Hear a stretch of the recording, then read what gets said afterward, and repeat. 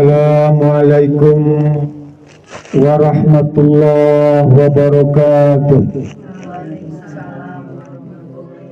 Alhamdulillahilladzi khalaqakum min nafsin wahidah wa khalaqa minha zawjaha wa bassa minhuma rijalan katsiran wa nisaa.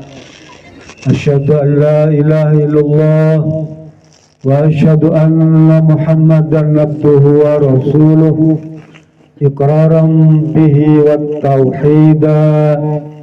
Allahumma salli ala sayyidina Muhammad wa ala alihi wa sahbihi sallim tasliman mazida.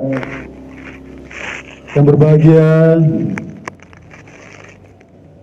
akhirul kiram, Bapak Gito SPD dan Ibu Emi Sulasminingsih SPD selaku orang tua tercinta dari Ananda Siska Gita Fitriani SAK yang dirahmati Allah Subhanahu wa taala, ibu-ibu jamaah pengajian, para tetangga, para kerabat, para sahabat yang telah berkenan untuk menghadiri acara tasyakur bin nikmah atas azam atau rencana pernikahan putri tercinta Siska Gita Fitriani yang insyaallah akan dilaksanakan besok lusa. Biasanya memang sebelum acara pernikahan itu di daerah tertentu, Bu, di kampung saya misalnya, itu kalau bagi pengantin wanita bikin acara siraman tuh ya. Kalau bagi calon pengantin prianya ada namanya walimatul imlak. Sekalipun keduanya merupakan tradisi, tapi itu baik tuh ya. Kayak siraman itu sebenarnya filosofinya mengambil dari surat Al-Maidah ayat 6 tuh, Bu. Nanti di rumah buka ya. Siapa saja yang ingin melaksanakan sholat tuh, maka dia harus apa? Berwudu. Nah, gitu ya. Berwudu, kemudian mencuci tangan, lalu kemudian membasuh wajah, kemudian lagi mencuci tangan kembali sampai siku, tuh. Kemudian membasuh kepala dan mencuci kaki sampai mata kaki. Dan bagi mereka-mereka dalam hadis lain, Rasul bercerita tentang disunahkan untuk melaksanakan mandi itu, Bu. Ya. Mandi pada kapan? Pada hari-hari penting seperti hari Jumat, tuh. Hari wukuf di Arafah, hari Raya Idul Fitri, hari Raya Idul Adha, tuh kita disunahkan untuk mandi, Bu. Kalau di kampung saya namanya mandi besar, bukan mandi basah atau bukan mandi janabat, mandi besar saja gitu ya. Lah karena Ananda ini mau melangsungkan pernikahan, hari pernikahan itu kan bagi keluarga merupakan hari besar, Bu. Ya. Hari besar, hari bersejarah. Dan itu merupakan apa? Titik awal mula seseorang mengarungi kehidupan rumah tangga yang panjang. Kalau misalnya kita ibadah sholat itu selesai cuma 5 menit, Bu. Selesai itu ya. Kalau kita saum 30 hari selesai. Ibadah haji paling lama seminggu, Bu. Paling lama seminggu. Selebihnya mah banyak belanja. Ya wisata lah. Ibadah haji itu yang puncaknya ibadah cuma seminggu. Bahkan kalaupun kita nggak sanggup seminggu cuma 1 hari, wukufnya aja udah dianggap sah tuh. Ya. Wukufnya itu cukup mewakili ibadah haji. 1 hari, setengah hari bahkan. Duhur sampai maghrib. Kan wukuf gitu ya. Jadi ibadah itu waktunya singkat. Tapi berumah tangga itu memerlukan waktu yang panjang ibadahnya. Sampai kapan? Insya Allah ya, dengan doa ini maka sampai ajal memisahkannya. Salah satu di antara keduanya itu yang diharapkan dari acara siraman atau tasyakur binikmah nih Bu. Kalau siraman itu biasanya ada 7 rangkaian tuh ya Bu ya. 1 sungkeman ya. Sungkeman tuh bisa dilakukan sebelum melangsungkan pernikahan itu. Atau mungkin di kita di Jawa Barat pada waktu acara pernikahan selesai akad itu ya, baru sungkeman ya. Kalau di Jawa sungkeman itu sebelum akad gitu ya. Nggak apa-apa sih sebetulnya, artinya acara itu ada sungkeman. Terus kemudian apa tuh, sekar ya, ngeracik sekar tuh. Ini sekar nih bunga ya, bunga melati, bunga mawar, bunga kenanga, 3 biasanya Bu ya. 3. Kenapa dipilih melati? Karena melati itu filosofinya apa? Rosemelas sing jero ati. Nah gitu ya. Apa tuh? Rasa cinta, rasa sayang dari lubuk hati yang paling dalam. Melati itu harum tuh ya.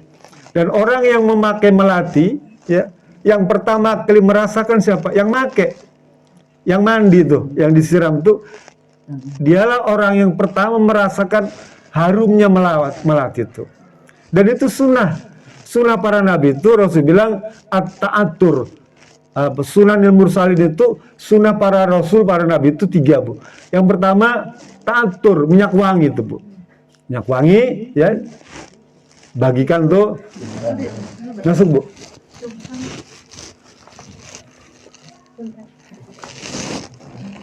Makanya kalau kita dikasih minyak wangi, itu nggak boleh ditolak Bu, itu sunnah. Kalau menolak makruh Bu ya. Ini ada orang kasih minyak wangi Bu. Sekalipun mungkin mohon maaf apa mungkin kurang populer namanya, Ibu biasa mungkin pakai merek-merek yang apa branded gitu ya. Ini kok minyak wanginya cuman merek Brut, ada dulu Brut ya. Mohon maaf ya. Brut, bau Brut di mana? Nggak apa-apa, terima aja dulu, ya simpan di rumah. Kalau suka pakai, kalau nggak jangan.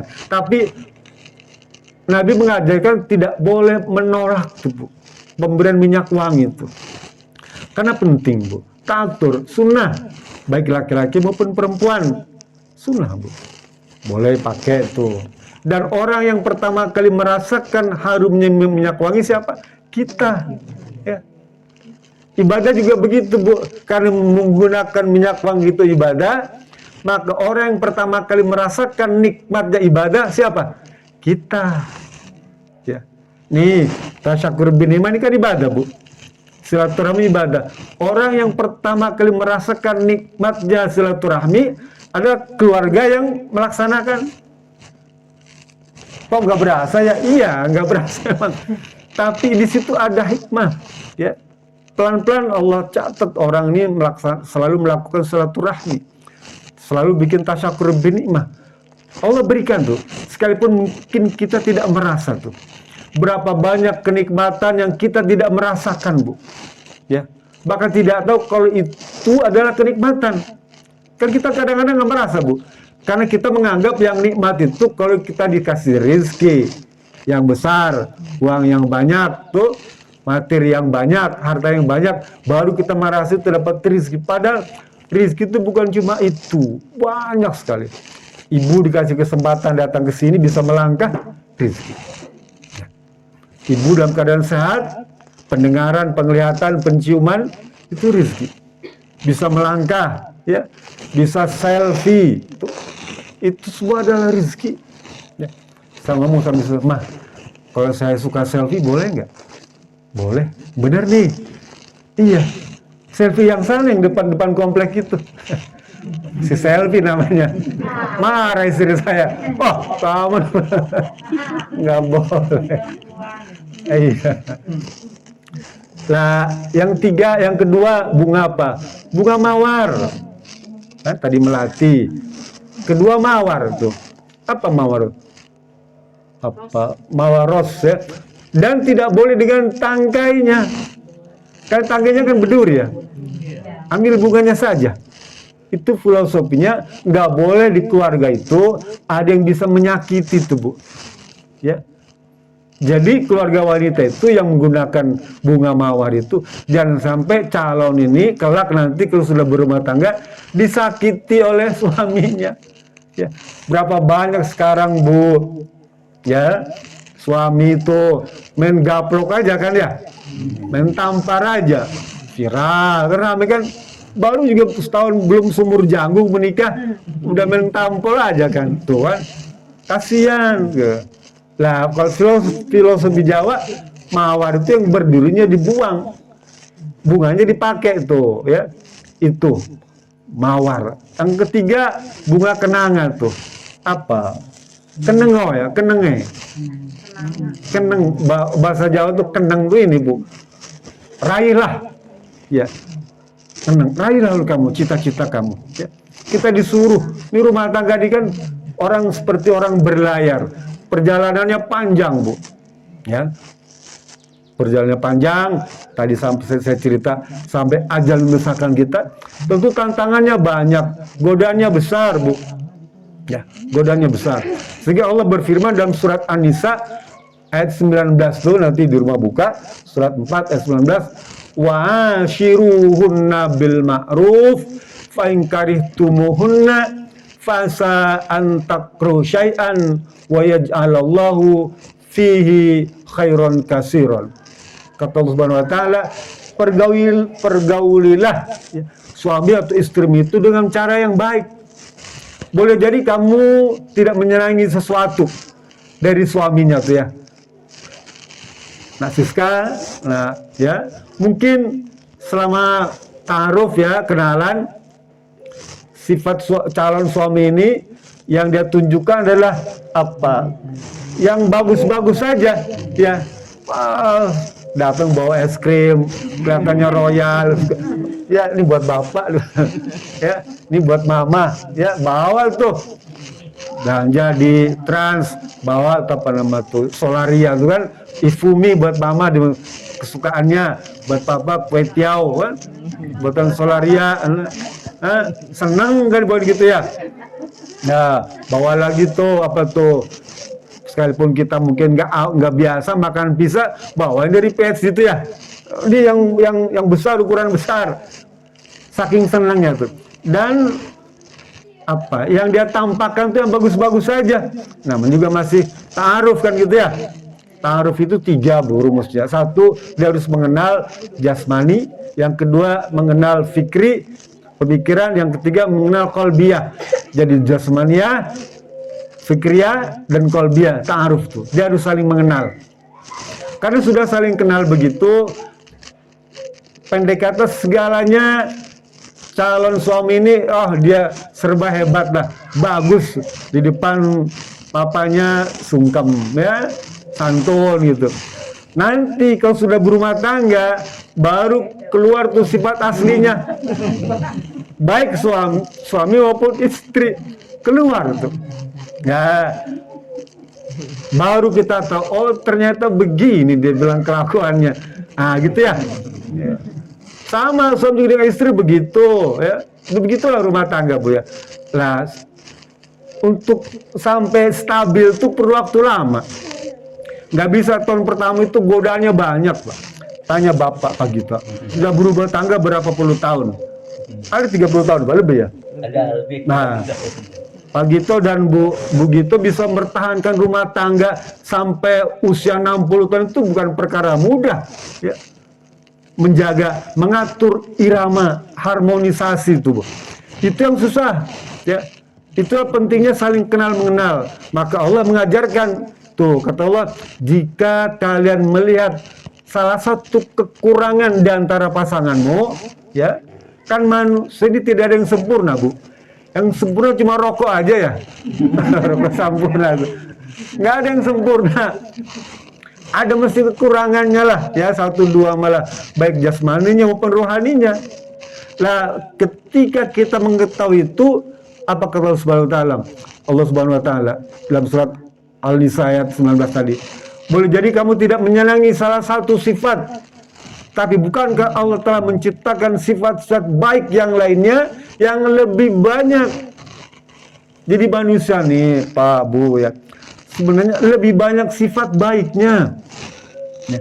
Karena memang manusia ini diciptakan dalam keadaan baik. Tuh, waktu kita dalam kandungan 4 bulan 10 hari itu ya, Allah berfirman di dalam surat Al-A'raf ayat 172.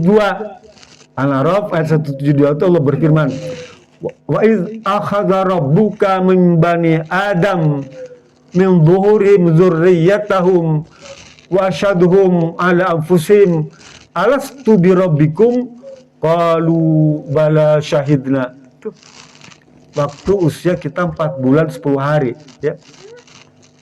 Jadi Allah mengajak janin. Allah bicara dengan janin itu.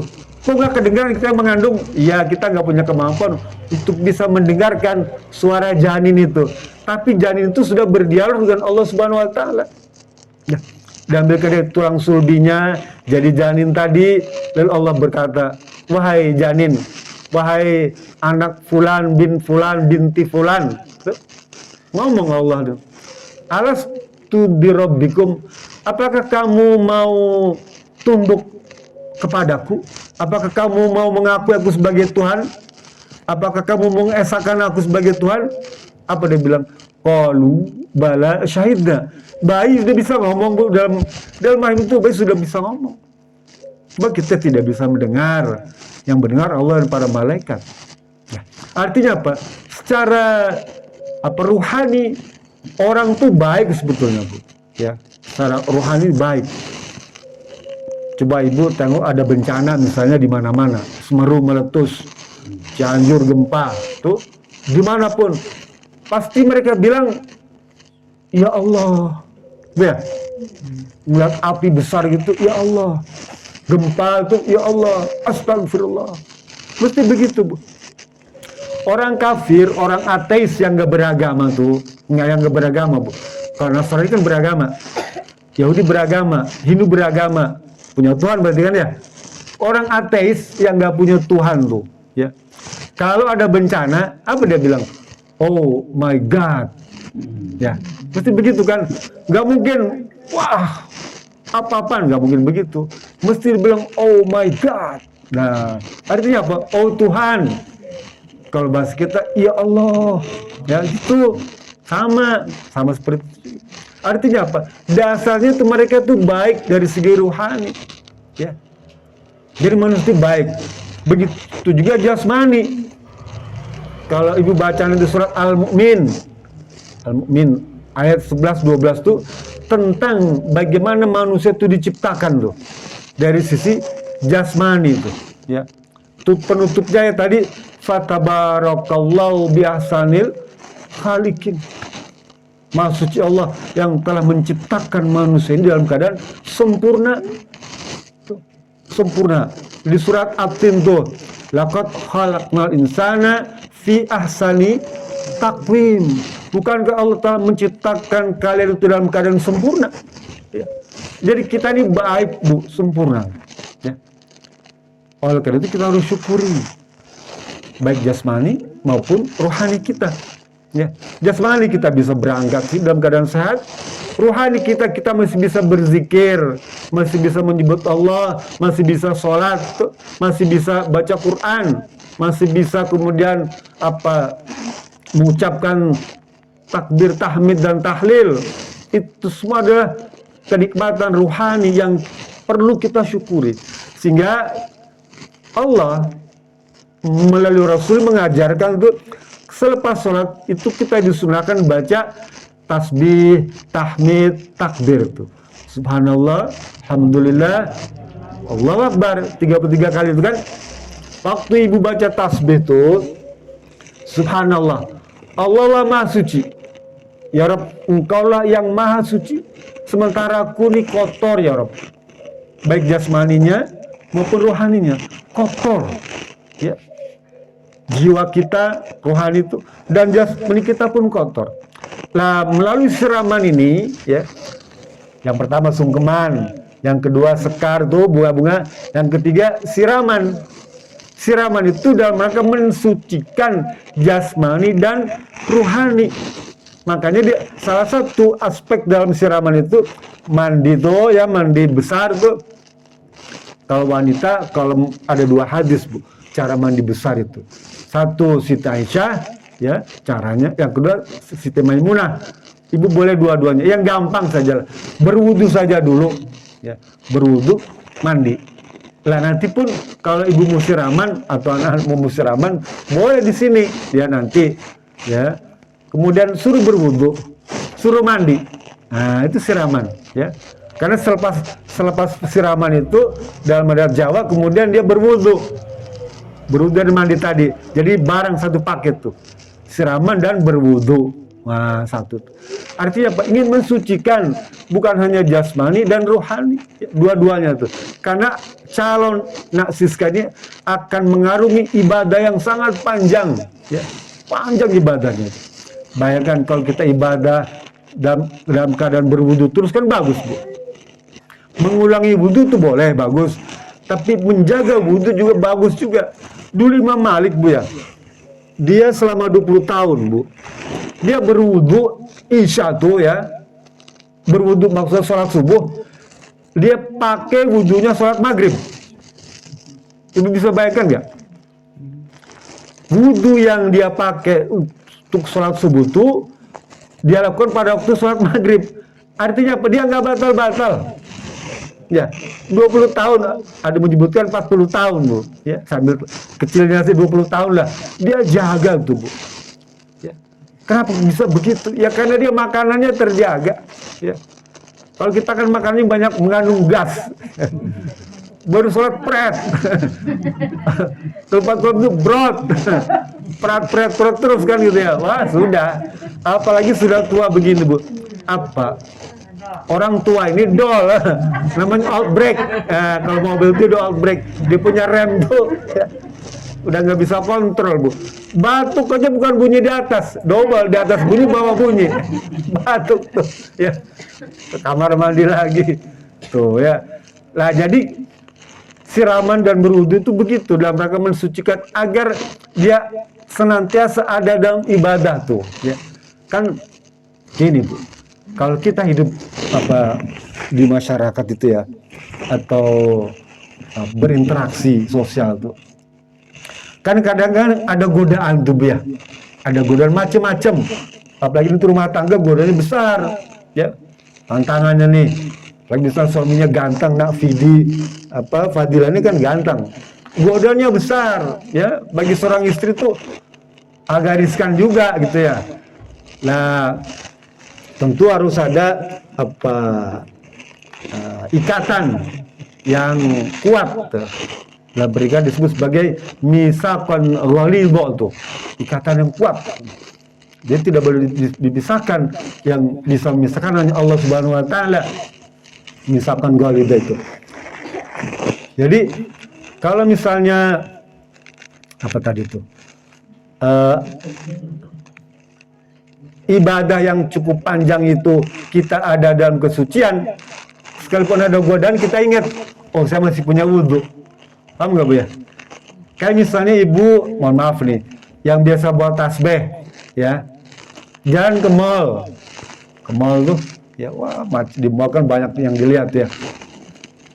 Kalau wanita lihat laki-laki itu kan barang-barang tuh. Kalau laki-laki banyak lihat perempuan. Tapi kalau kita bawa tasbih, pegang tasbih, oh iya saya bawa tasbih nih. Nggak jadi tuh, Bu. Paham nggak? Di tasbih itu sebagai pencegah. Ya, pegang ya saya ngetasbih, bawa tasbih. Hah? Nggak jadi kan, mau godain cewek nggak jadi. Mau belanja ngabisin duit juga nggak jadi. Ingat nih. Lah, wudhu juga begitu. Kalau kita bisa jaga wudhu, maka oh ya saya punya wudhu. Sama seperti saum, puasa Senin Kamis nih, yuk pergi ke mall, makanan banyak tuh kan ya, ketrans lah, wah menarik tuh, kue macam-macam kan ya. Tapi saya lagi saum, dia bilang ini soimun, saya lagi saum, nggak jadi tuh, Bu ya. Lah itu tuh bisa mencegah. Atau peci nih, saya kadang-kadang kemana-mana suka pakai peci haji tuh, peci apa ya, ke mall pun mana sajalah pergi-pergi itu saya pasti pakai peci. Kenapa? Karena kalau saya misalnya lihat sesuatu yang mengganggu, saya pegang peci. Wah, saya pakai peci. Ingat Bu ya, di situ gunanya. Ya, apalagi pakai peci haji kan. Ayo, kalau sudah haji masuk begitu kan gitu ya. Iya Bu, kalau enggak, nonton dangdutan itu kan. Ada yang menikah, kan hiburnya dangdut ya. Kok teman pada nyawer kan. Pak Haji kan si MC ngundang tuh penyanyi, Pak Haji sini Pak Haji kan. Oh ditarik-tarik. Cuma saya pakai peci haji nggak enak nah, gitu. Gitu kan. Jadi pencegah. Lah berwudu juga begitu ya. Lah siraman karena berwudu tuh tujuannya untuk mencegah itu semua Bu. Ya. Agar tidak larut di dalam kemaksiatan ya. Kemudian yang berikutnya apa bisa ramal itu pecah kendi ya biasanya. Habis wudu pecah kendi. Kemudian apa? Rukmo ya, motong rambut itu. Ibu yang pernah pergi umroh, pergi haji itu kan ada apa? Potong rambut ya. Mengakhiri ibadah itu kan umroh atau haji kan tahallul ya. Potong rambut itu. Lah calon pengantin juga sama dipotong rambutnya tuh, menandakan sudah siap secara jasmani dan rohani untuk ijab kabul. Ya, siap dia tuh, tinggal melaksanakan ijab karena sudah bersih jasmaninya, rohaninya sudah dibersihkan tuh, siap melaksanakan ijab kabul itu. Ya, saya nikahkan ya kamu dengan anak saya bernama Siska Gita Fitriani. Ya, sah. Nah, bagi Ananda Siska, hari ini mungkin Ananda masih berstatus sebagai lajang. Di pundak Anda ada hak-hak dan kewajiban sebagai seorang lajang. Tapi nanti besok lusa, hari Sabtu tepatnya jam 8, maka status Ananda Siska Gita Fitriani binti Gito ya akan berubah. Bukan lagi seorang lajang. Ya. Bukan lagi seorang wanita freelance ya. Tapi sudah berubah menjadi seorang istri. Maka di pundak Anda, Ananda Siska ya, berlaku hak-hak dan kewajiban sebagai seorang istri. Nah, nanti untuk lengkapnya Ananda boleh buka di buku-buku tentang hak-hak dan kewajiban sebagai seorang istri. Sambil singkat saja. Di antara kewajiban ya, agar kesetiaan suami itu melekat, kan di antara tanda-tanda kebesaran Allah adalah pernikahan Bu. Nanti Ibu buka surat Ar-Rum tuh ayat 21 tuh ya. Itu sering dipakai di di surat undangan tuh ya. Nah, ada tuh. Wa min ayatihi an khalaqalakum min anfusikum azwaja litaskunu ilaiha wa ja'ala bainakum mawaddata wa rahmah nafi zalika la ayatil liqaumi yatafakkarun. Di antara tanda-tanda kebesaran Allah, Ibu, kita lihat matahari besar, lihat gunung Semerutu, itu tanda kebesaran Allah Bu. Tapi sebenarnya dalam pernikahan itu ada tanda kebesaran Allah. Apa di antaranya? Sakinah. Sakinah itu ada tanda kebesaran Allah. Mawaddah warahmah itu tanda kebesaran Allah ya. Yang kita harus renungkan Bu. Sakinah itu maknanya apa? Menetap Bu ya. Apa menetap tuh, jadi sakinah itu kayak semacam domisili ya, ma'had. Jadi kalau misalnya kerjanya di Jakarta, ma'hadnya sakinahnya di mana tuh? Di bojong soang. Lah seorang suami rumah tangga sakinah, maka dia akan terus terantuk tuh. Mesti ingat terus ke rumah tuh, ya. Gak boleh lupa itu mana sakinah, Bu. Sakinah. Di samping mana lain dia ketenangan, ya tenang. Kenapa ketenangan? Karena dua-duanya saling percaya. Coba teman saya tuh Bu, ya, dia bilang gini, saya kalau keluar kota saya riskan dengan istri saya, ya. Makanya saya sering telepon. Kalau misalnya keluar kota mesti telepon. Mah, ada di mana? Ini ada di dapur. Ngapain? Ini lagi masak. Nih. Iya. Ya dulu mungkin belum ada film. Lagi masak dia bilang nih. Wah, masak yang benar iya. Nih, kalau nggak percaya nih, suara blender dia bilang nih. Bunyi wara. Suara blender tuh. Oh ya udah. Besok dia telepon lagi. Ada di mana mah? Di rumah lagi ngapain? Ini bikin minuman buat si Ujang nih bilang. Si Cikal. Oh, nggak percaya? Iya, coba lihat dengerin. Nih, suara blender lagi nih. Wara. Suara mixer gitu ya.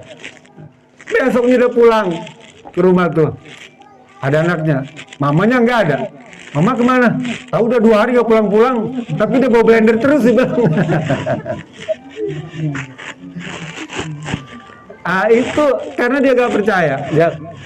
Lah sakinah, suami itu tenang. Istri juga tenang. Karena ada saling kepercayaan. Sakinah. Yang kedua mawaddah. Mawaddah itu terikat bu. Aidah itu terikat kayak semen dan pasir tembok nih. Ya. Dia terikat. Lah suami istri itu terikat, ada ikatan kohesif, ya. Apa sekarang misalnya tuh chemistry, gitu ya. Bahasa gaulnya chemistry. Ada ikatan batin tuh. Sekalipun jauh di Surabaya, ya tugas ke sana, dia ada ikatan batin. Seakan-akan nggak bisa dipisahkan tuh, baik suaminya maupun istrinya. Itu yang mesti diwujudkan dalam rumah tangga itu, ya, ikatan batin. Kayak misalnya ibu punya anak, kerjanya di Jakarta, ya, atau di luar negeri lah. Kan ikatan batinnya kuat, seorang ibu nih, dia mesti kalau anaknya sakit itu berasa, ya, kayaknya nggak enak deh, mesti anak saya sakit tuh, mesti anak saya punya masalah. Dia telepon, nak, gimana nak? Iya nih papa, mama apa? Ujang 2-3 hari meriang, tuh. Si ibu tuh dia ada semacam ikatan batin bu, bukan telepati, tapi seorang ibu tuh dia merasakan, dia tahu betul orang yang paling tahu tentang diri kita kan ibu kita.